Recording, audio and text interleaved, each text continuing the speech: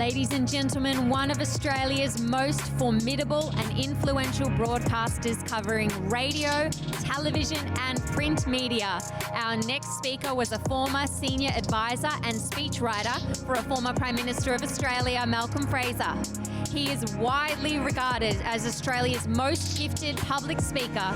So let's all give a very warm CPAC welcome to our final keynote, Mr. Alan Jones.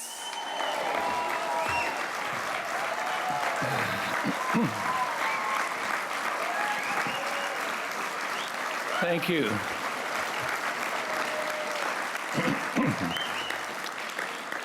Thank you indeed. I thought those receptions were reserved for distinguished people like Nigel Farage, but I'm glad I'm in his company. Look, it's lovely to be here. Conservative Political Action Conference.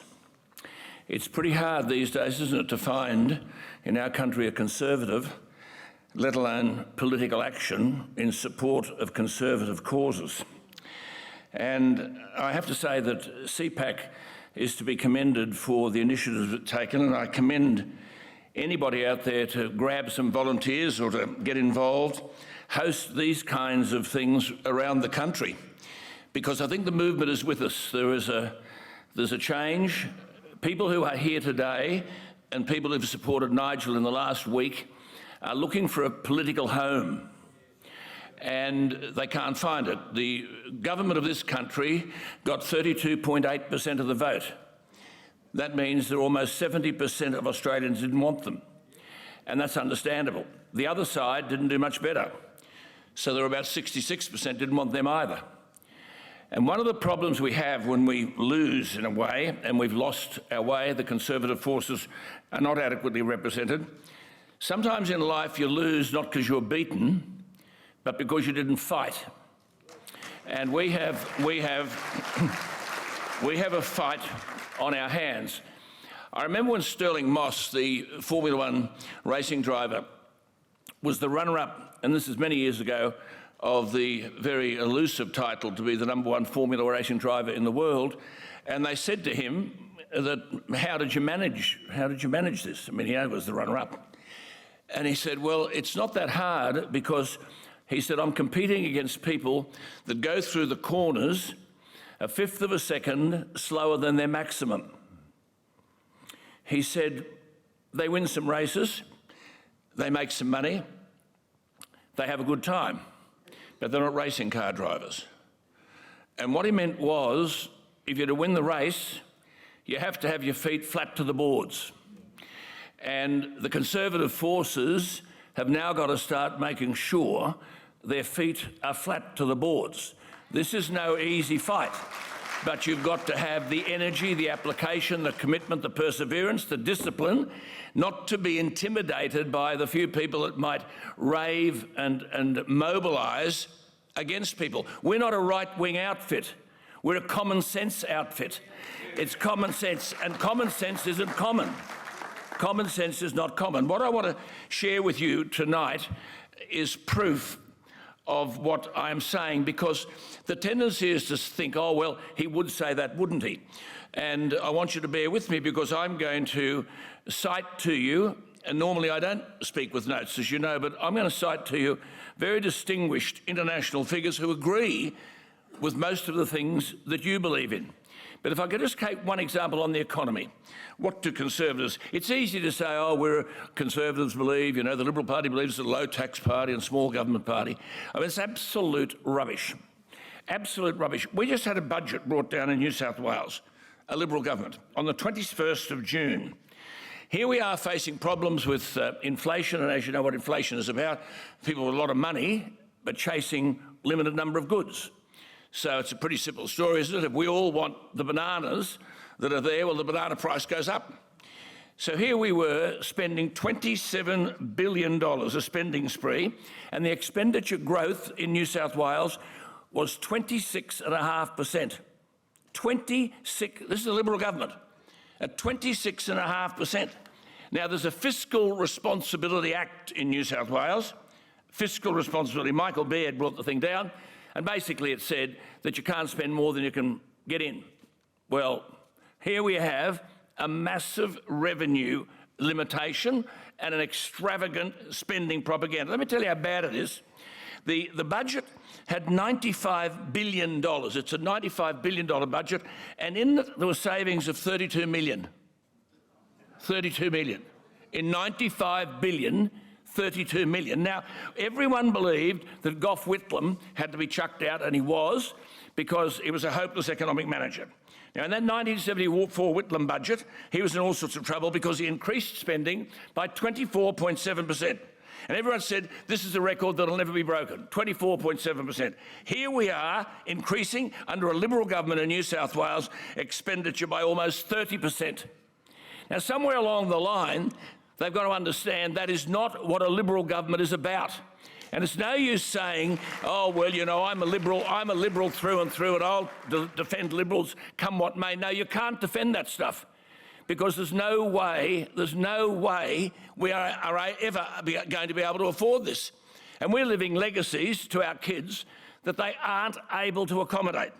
So at the end of the day, I mean, we know what we've got, inflation, interest rates going through the roof. If I might just say this, you see, here we are, one of the problems we have, and you've heard distinguished speakers in the last couple of days, but the pre-selection system is corrupted in itself. Good people aren't made today.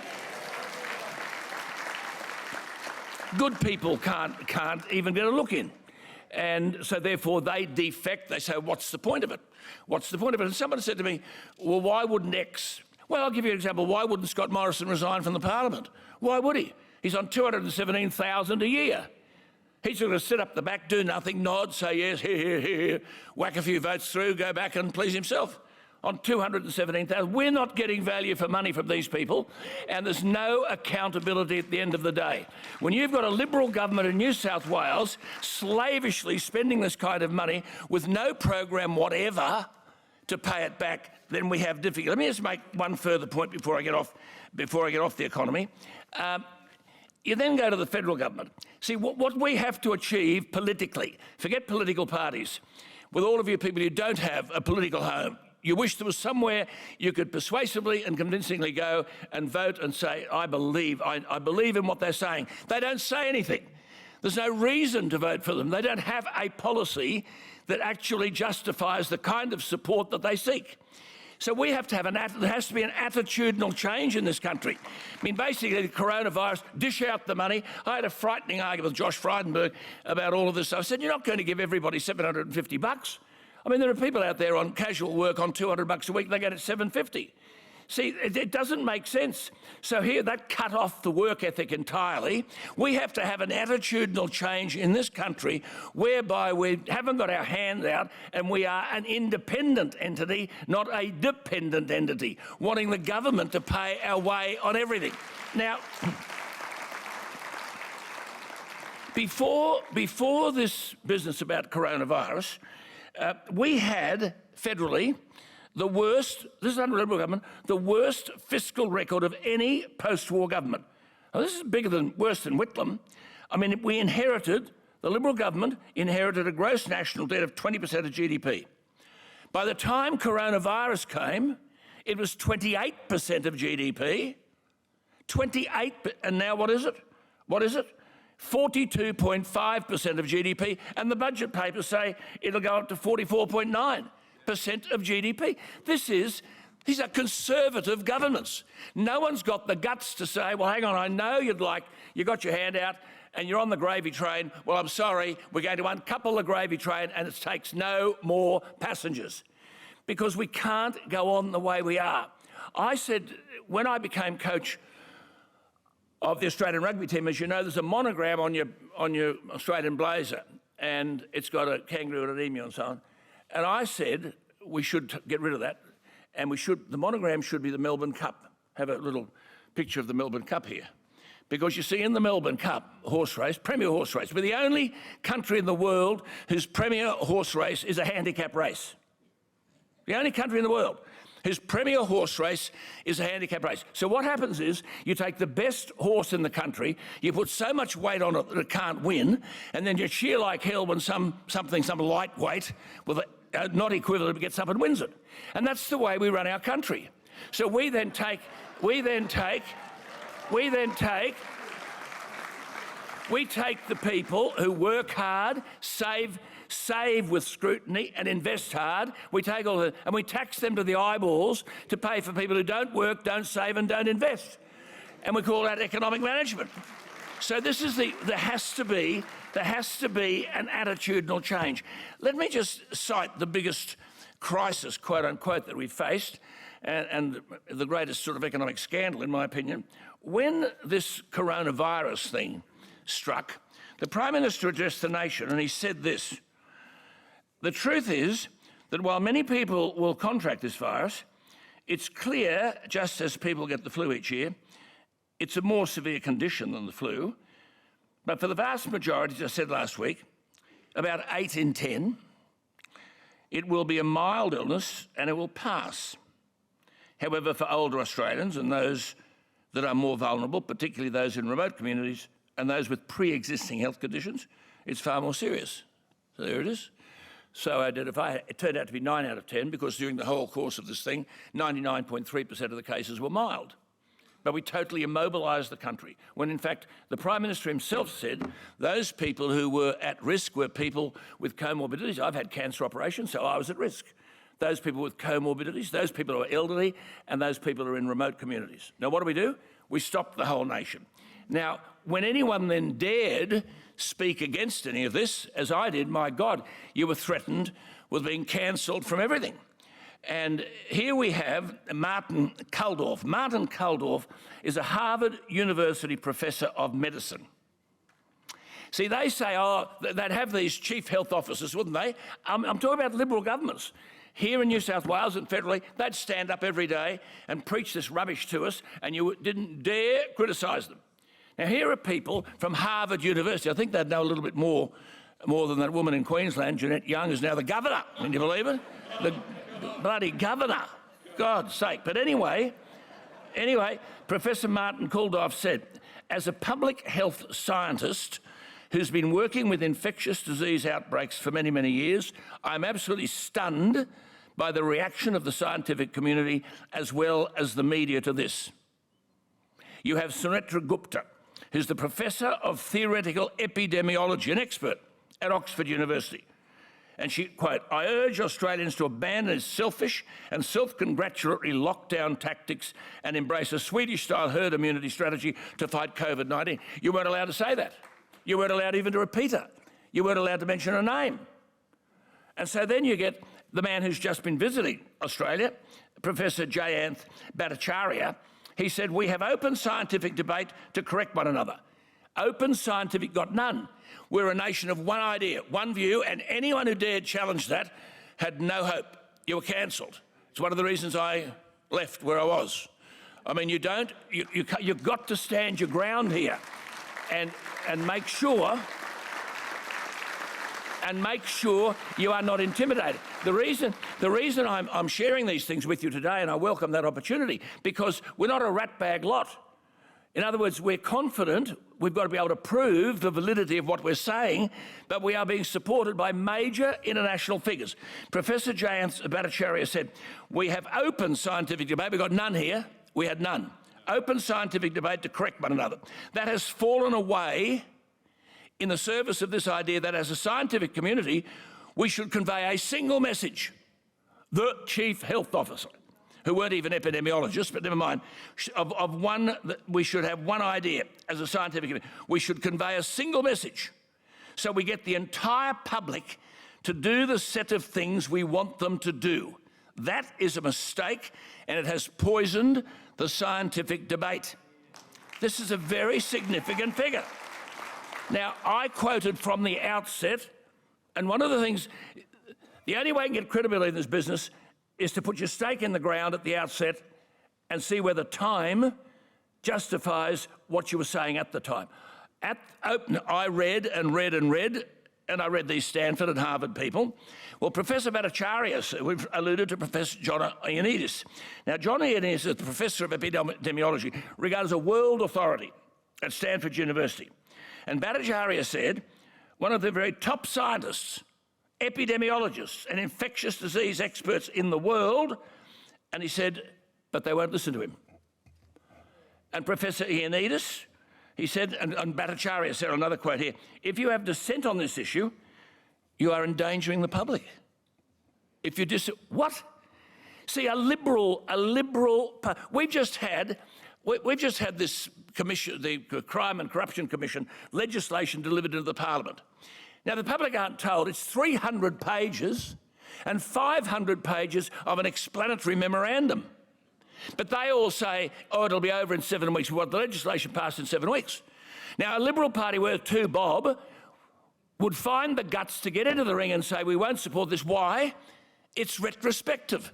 Now, the DNA of the Liberal Party is opposed to retrospectivity. So the end of the section, if you put retrospective provisions into this legislation, we're out of the game. You haven't got our vote. And we'll tell the public. We'll go out to the public to enlist their support. Now, none of these people were articulated. I venture to say no one in the government had read any of these people, nor do they actually understand what they're saying. And so here is this Professor John Ioannidis of epidemiology and public health at Stanford University. And he said, I quoted this, and I had management meet me. Alan, be careful what you're saying. What? Be careful about telling the truth? Is that what we're saying? Be careful about volunteering another opinion? This World Epidemiological Authority said this.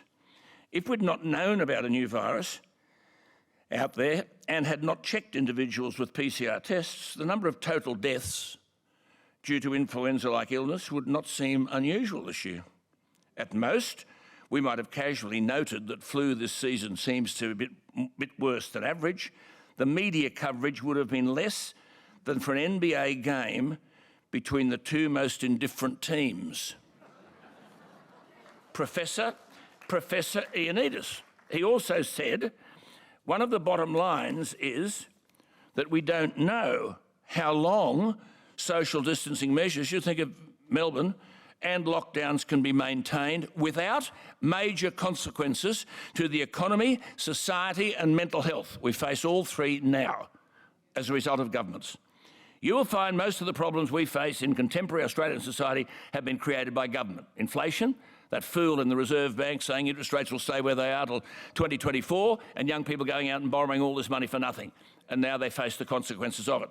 He said, Ioannidis, one can only hope that much like 1918, life will continue. Conversely, with lockdowns of months, if not years, life largely stops. This is a world authority. Why wasn't this man allowed in the public place? Or are we frightened of alternative opinions? He said life largely stops, short-term and long-term consequences are entirely unknown, and billions, not just millions of lives, may be eventually at stake. He said if we decide to jump off the cliff, we need some data to inform us about the rationale of such an action and the chances of landing somewhere safe. Well, I went over and over again and I was blue in the face about this, but oh no. I said, steady up, you're in trouble. I said, it's not my views, I'm just quoting experts. Dr. Kettner, who's the Professor of Community Health Sciences and Surgery at Manitoba University. I've seen pandemics, one every year, it's called influenza, and other respiratory illness viruses. I've never seen this reaction, and I'm trying to understand why. Dr. Yoram Last, the former Director General of the Israeli Health Ministry, we all forget the swine flu in 2009. That was a virus that reached the world from Mexico, and until today, there is no vaccination against it. At the time, there was no Facebook. The coronavirus, in contrast, is a virus of public relations. Whoever thinks that government could end viruses is wrong. I mean, I could go on. It's endless. And then we come, of course, to the ratbags who oppose this nonsense about climate change. Now, conservative people are people who can see, we're not conservative, we're radical conservatives. That's what we purport to be, because you have to be radical enough to change things that need change, radical and conservative enough to preserve the things that must be preserved. And that's what we do, that's where we are. We're not stick-in-the-mud people. We're common sense people, but we're radical conservatives. Now, and a liberal, a conservative person is able to define his beliefs and his customs. And they said, listen to the science of climate change. Well, it's always good to cite someone from the other side. Professor Stephen Coonan, whom I interviewed only once. Oh, we don't want to hear him again. We don't want to hear him again. This man was the chief scientific advisor to Barack Obama, Professor Stephen Coonan. And he said, leaders talk about existential threat, climate emergency, disaster, crisis, but in fact, when you actually read the literature, there is no support for that kind of hysteria. The science is insufficient to make useful projections about how the climate will change in coming decades, much less what effect human beings will have on it. Stephen Coonan. But he's not on his own. Distinguished people from all around the world. He said, Coonan, he was dismayed by climate alarmism. Look where it's taking us now. This fellow, well, he'll go over the cliff, Bowen, but he's saying we're going to get 82% renewables by 2030. Can't be done. Can't be done. It can't be done. But how much damage will be done along the way? That's the concern that I have. And I called this from the outset, that's 4 years ago, a national economic suicide note. And that's precisely what it is. But hang on. This is the point. There are plenty of people who support us. Dr. John R. Christie is a climatologist from Alabama. I have often heard that there's a consensus of thousands of scientists on the global warming issue and that human beings are causing catastrophic change to the climate system. Well, I'm a scientist, and there are many like me who think that is not true. Dr. Charles Wax is the former president of the American Association of State Climatologists. I think he'd know a bit more than some of these dumbbells in Canberra. And he said, first off, there isn't a consensus among scientists. Don't let anybody tell you there is. Stanley B. Goldenberg is a meteorologist at the UN National Oceanic and Atmospheric Administration. He said, it's a blatant lie put forth in the media that makes it seem there's only a fringe of scientists who don't buy into anthropogenic global warming. Now remember what this is about. This is about carbon dioxide emissions. Carbon dioxide's an invisible gas. It's coming out of a mouth at the moment. Some people would say other stuff's coming out of a mouth as well, but don't worry about that. Carbon dioxide is 0.04% of the atmosphere. 0.04%. Worldwide, human beings are responsible for 3%. And little old Australia is responsible for 1.3% of 3% of 0.04%. Put your decimal point in where you like, but it's decimal 0.00. And we are signing this economic suicide note over this issue, and no one is prepared. No one will come on my program to debate me, no one, because they can't. I asked a leading figure in the Labor Party, I said, is climate change the problem? In an infamous interview. Yes, it is. Is that carbon dioxide? Yes, yeah. Just tell me, because I'm a bit sort of unsure about this, what percentage of the atmosphere is carbon dioxide? Hang on. I'm doing an interview. What percentage is carbon dioxide? And there's a silence. I said, he's still there? Are you still there? What percentage? I don't know. So here you are fashioning, that's in Labor government, fashioning public policy over a problem that you can't identify. So, I know. Now here is an Australian. William Kinnenmonth was the former head of the National Climate Centre within the Australian Bureau of Meteorology. He said, climate science is not settled. 4 decades of observations highlight that computer models have exaggerated the influence of anthropogenic emissions of carbon dioxide. The Paris Agreement has been negotiated from faulty premises. William Kinnenmonth. Now, perhaps the most distinguished of all is Professor Richard Lindzen, to whom I've spoken many times. He's the Professor of Meteorology at the Massachusetts Institute of Technology. And he said, what we will be leaving our grandchildren is not a planet damaged by industrial progress, but a record of unfathomable silliness, as well as a landscape degraded by rusting wind farms and decaying solar panels. Professor Richard Lindzen. And then the man you've heard here, magnificent, Michael Schellenberger. Why Michael Schellenberger is outstanding is that for 20 years or more, he was a leading environmentalist, a sort of a protester, really, on the whole climate change issue. And of course, as you know, and last year, the year before last, 2020, he wrote this magnificent book, which I recommend to you, called Apocalypse Never, Why Environmental Alarmism Hurts Us All. And in the book, Michael Schellenberg apologised in July 2020 for, quote, the climate scare we have created over the past 30 years. That's what Michael said. He wrote, it is not even our most serious environmental problem. You think about what's happening to us. We're being stood on our heads over this. And he said, once you realise how badly misinformed we've been, it's hard not to feel duped. Michael Schellenberger. I mean, the Prime Minister then said, oh, we're moving towards net zero. This is reality. And this is the other Prime Minister, that fellow that they got rid of. This is a reality. The new energy economy is coming, and you'll see it working through financial markets. Michael Schellenberger, it's just not believable, is it? Michael Schellenberger, once you realise how badly misinformed we've been, you'll feel, it's hard not to feel that we've been duped. Now, I spoke to a fellow from the Sydney Law School. I won't name him, but he's a lecturer there. And he became a disturbing metaphor of the problem. He was sitting alone in Redfern Park, preparing to teach a law lecture, and the police told him he had to be actively exercising to be there. And he said, and I quote, that experience, however, clarified for me just how grossly imbalanced the system is. I had every resource one could ask for, legal training, advice, time and money, but the process was still dangerous and unnecessary. My experience resembled that of many others who were illegally ticketed. I was reading alone in the park, less than a kilometre from home. I looked up to see two police officers hovering over me, accusing me of breaking the law for not actively exercising. They were also intimidating, threatening to arrest me when I asked if I could start exercising now that I knew that...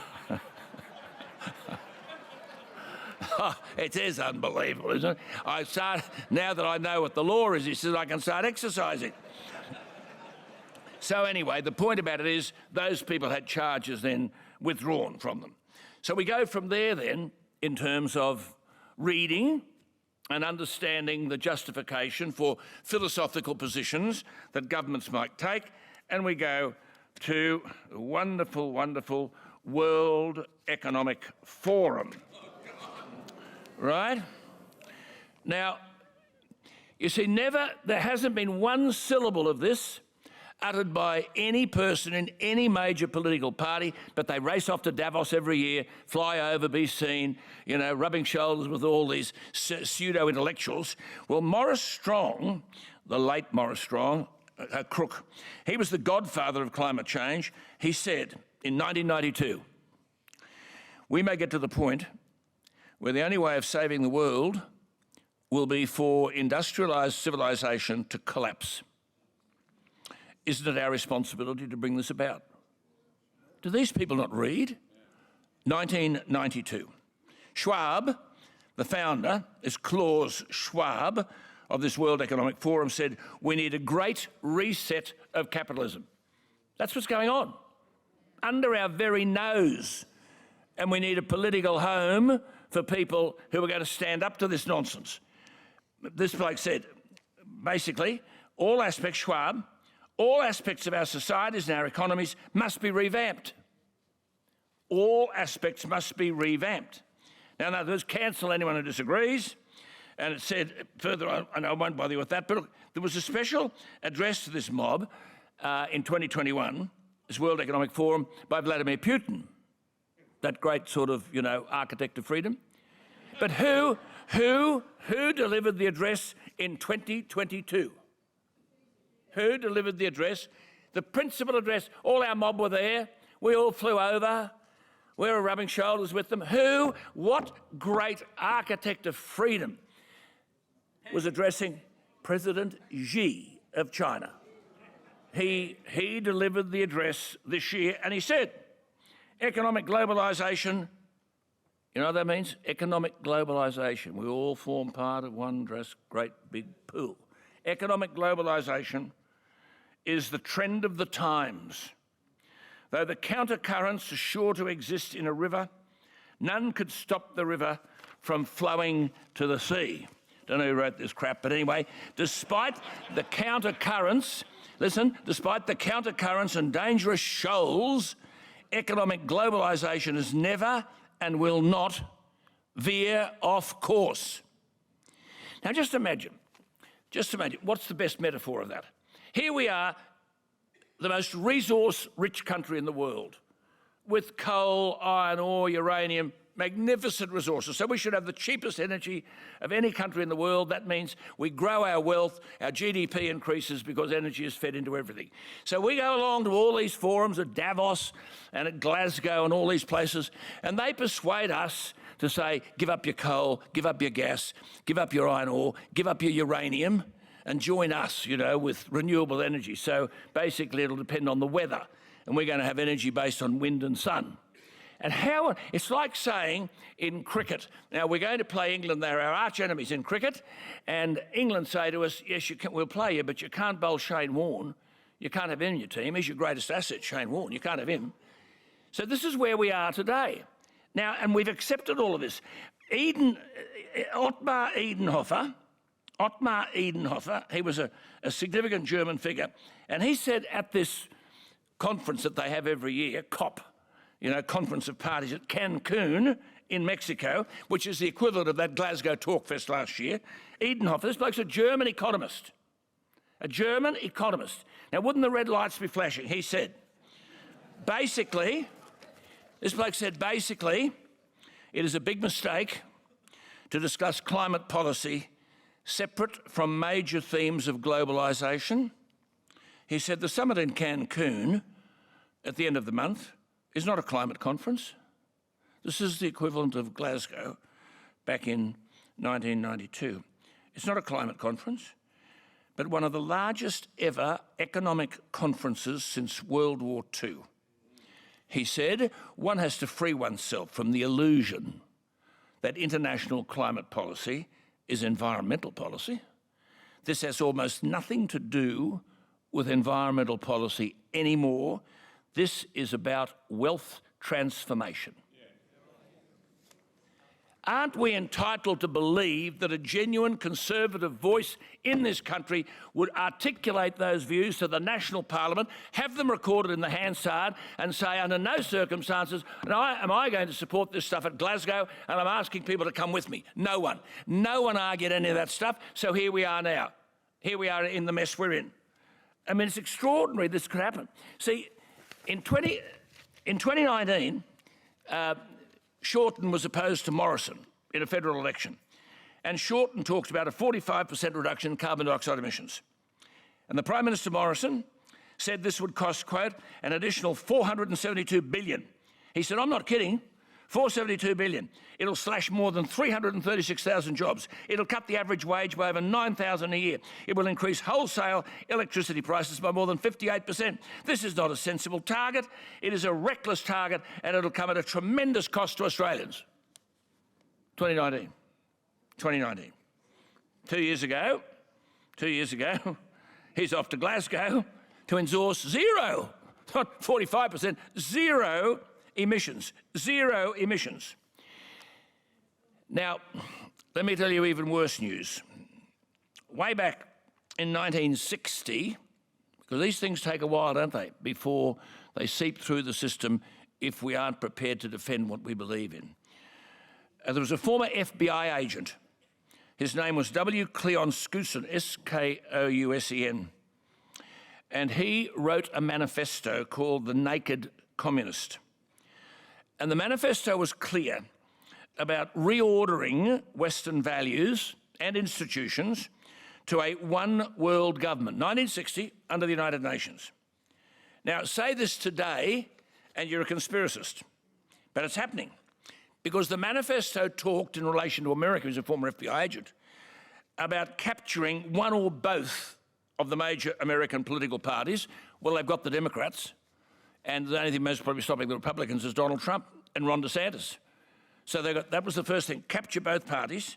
Then, of course, they said, use the courts. You think about what's happening here. Use the courts to weaken American institutions.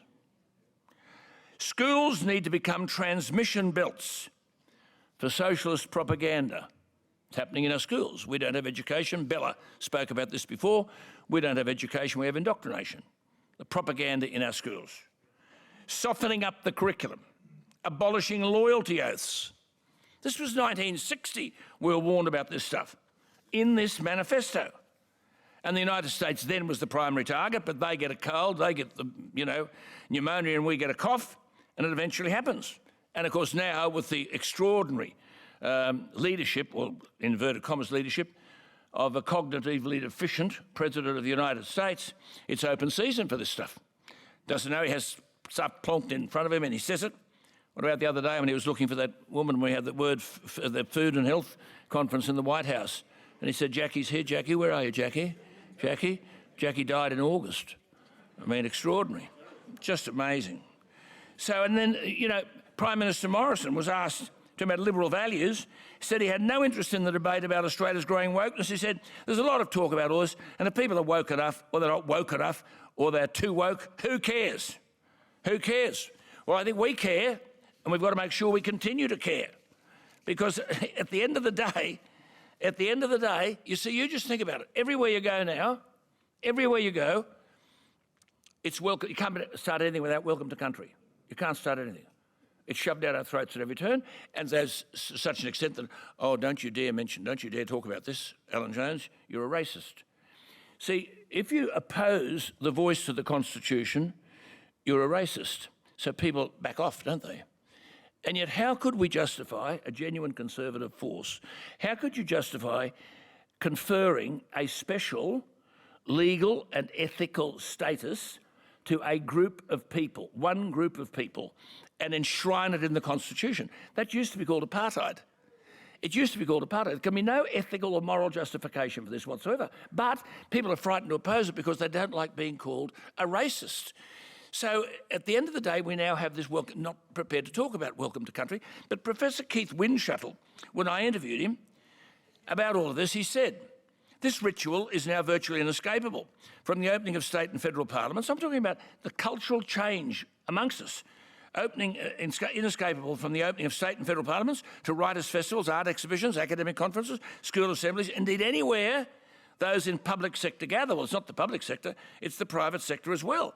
I mean, you've got that Green Senator Lydia Thorpe saying that she hated the flag and hated the oath of the parliament because she was a victim of invasion and dispossession.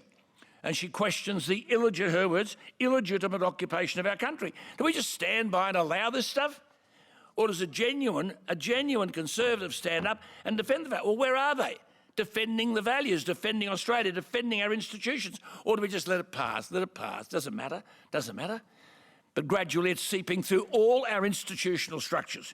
She said, we know whose land this is, she said, and we never ceded sovereignty. So that's a welcome country. I mean, if I went to your house, I went to Nigel Farage's house, I'm looking for Nigel. I don't know Nigel Farage, I'm looking for him. Someone comes to the door. Oh, is Mr. Farage here? I'd like to see him. Yes, do come in, welcome. And when they say that, it's an acknowledgement that I don't own the place, but they'll let me come in for a period of time. That's what welcome to country means. They're telling us we don't own the place, but you can play football here for a while, but eventually understand who actually owns the place. We can't go on like this. We can't go on like this. I mean, what's next? What's next? I mean, even Malcolm Turnbull said, he didn't believe that such an addition to our national representative institutions is either desirable or capable of winning acceptance in a referendum. Well, it's up to us now, isn't it? It's up to us. But then you see you've got the media. The media, where do they fit into any of this?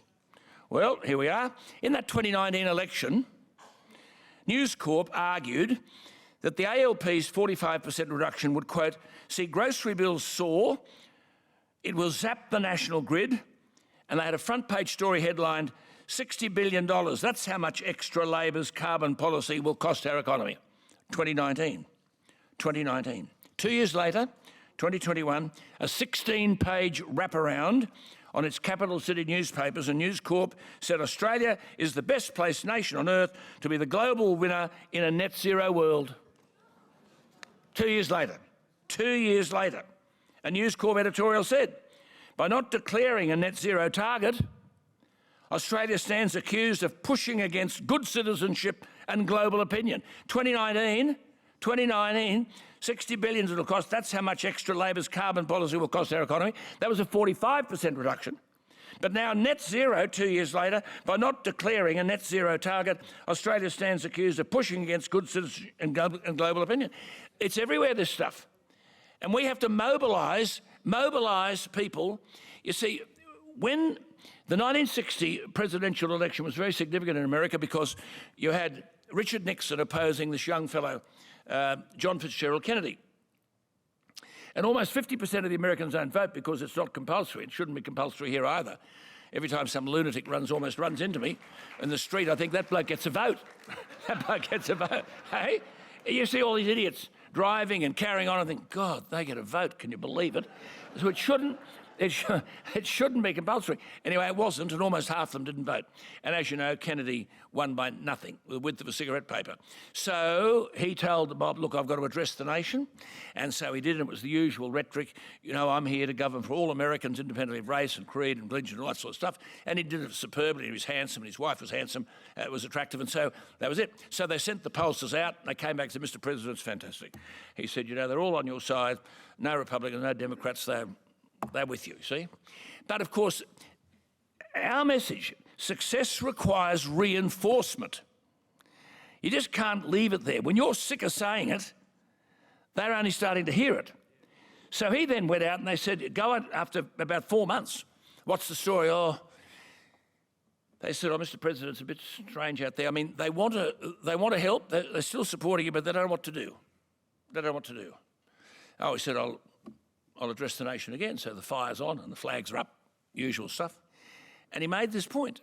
And he said, oh, I'm paraphrasing now, but it applies to us. And he said, people are, it's very interesting. The figures I've got back from the polling, people are saying, Mr. President, what can I do to help? Well, he said, my message to you is not much. Not much.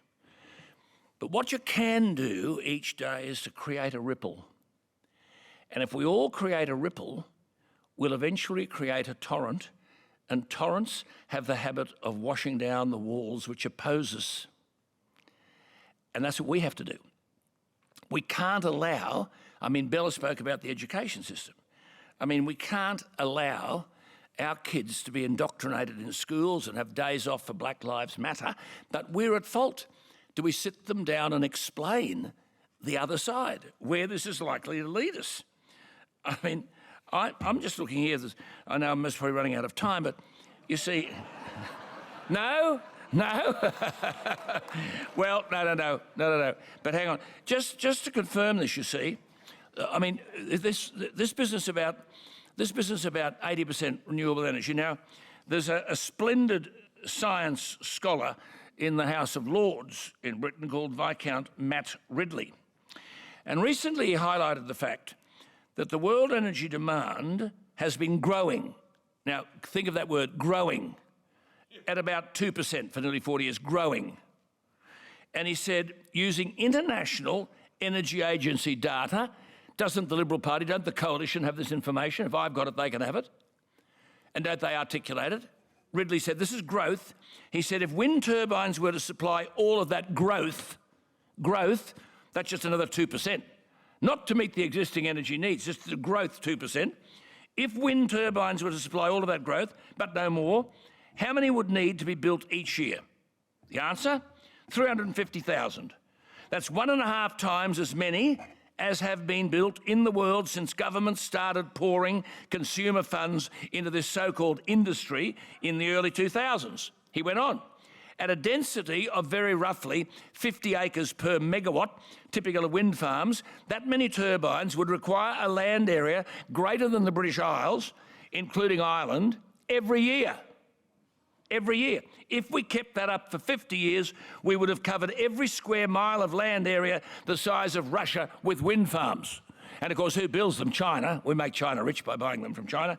He said, this would be just to fulfill the new demand, the growth, the new demand, not to displace the vast existing supply of energy from fossil fuels, which currently supply 80% of global energy needs. Where is the coalition?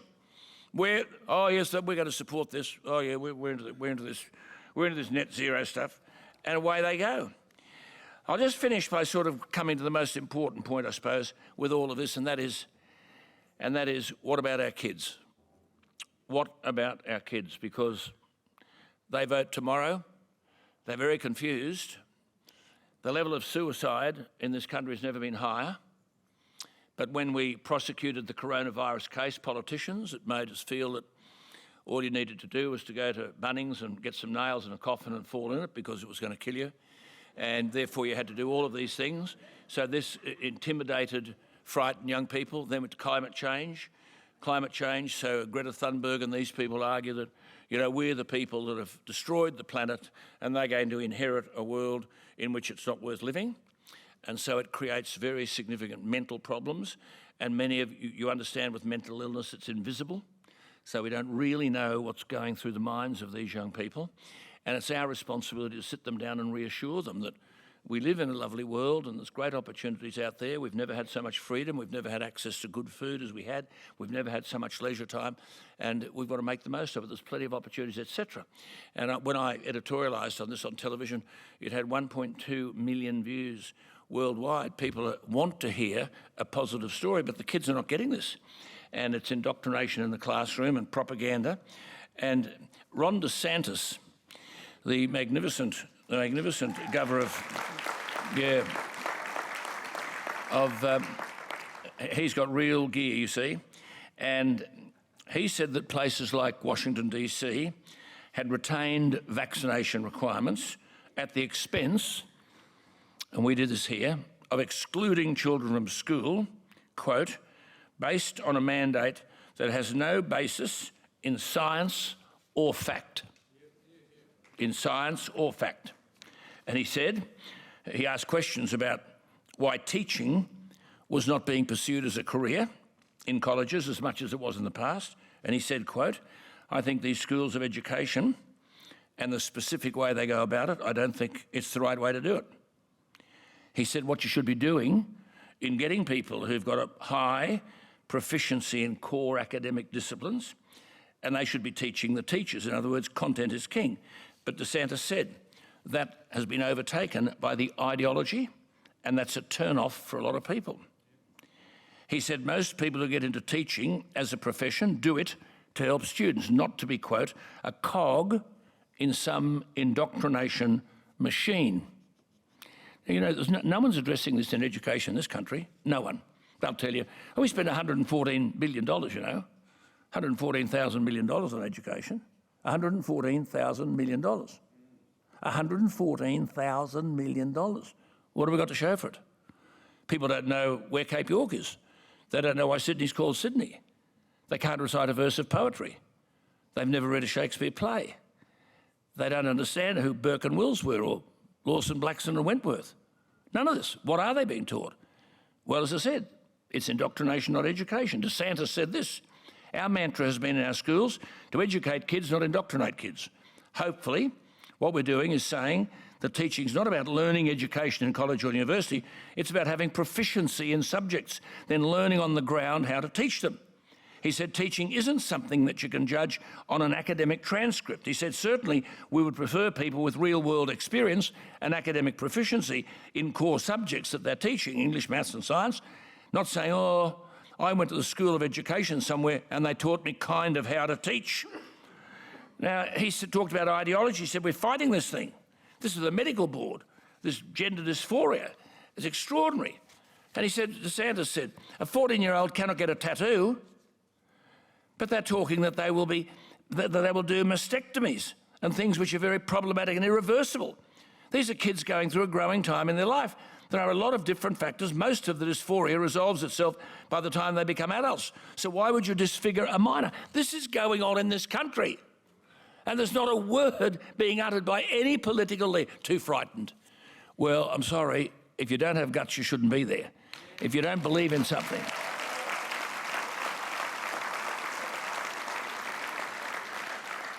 I spoke at a function in Adelaide a couple of weeks ago. There are people who came up to me. They've lost their job, they've lost their income because they chose not to be vaccinated. And there are people out there now in exactly that predicament. Ron DeSantis said about vaccination. They lied to us. They said if you take it, you'll not get COVID. That's false. He said that's not true. That's not Alan Jones. This is Ron DeSantis. They lied to us. They said if you take it, you'll not get COVID. That's false. It's not true. And they continue to say, even when the evidence is so overwhelming that not only is that not true, people with multiple boosters definitely have risk. Time and time again, he said, you're seeing ideology being placed over data and evidence. And he ended with his most brilliant point, Governor DeSantis of Florida. Take note, education ministers out there, but they don't because they don't read. He said, in the classroom, we've battled a lot of ideologies. What I've said is the state of Florida is the place where woke goes to die. How good's that? He said, we're not going to let this state descend into some kind of woke dumpster fire. We're going to be following common sense. We're going to be following facts. Which brings us back to where we began. We're not a right-wing outfit here that they're protesting. We are simply a common sense outfit. And common sense is not common. We now have to go back to the challenge for us is to make sure that we mobilise people around us. And that's why I said at the beginning, here we are, there should be little CPACs all over Australia. Put something together, get some volunteers together and explain to them what we're about. We're about PA. The PA of it is political action. We've got to do something. Nigel's been talking about that right across Australia. But as I keep saying to Nigel, you're talking to people in this country without a political home. He found them a political home in Britain and changed the whole political geography and history of the country. We can do that here.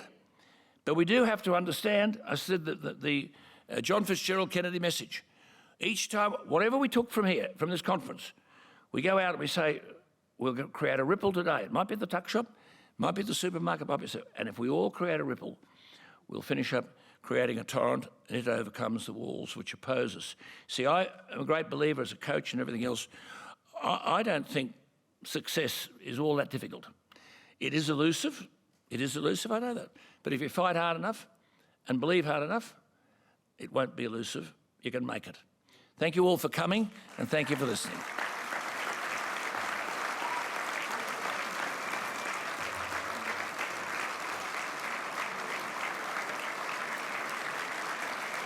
Thank you. Thank you very much.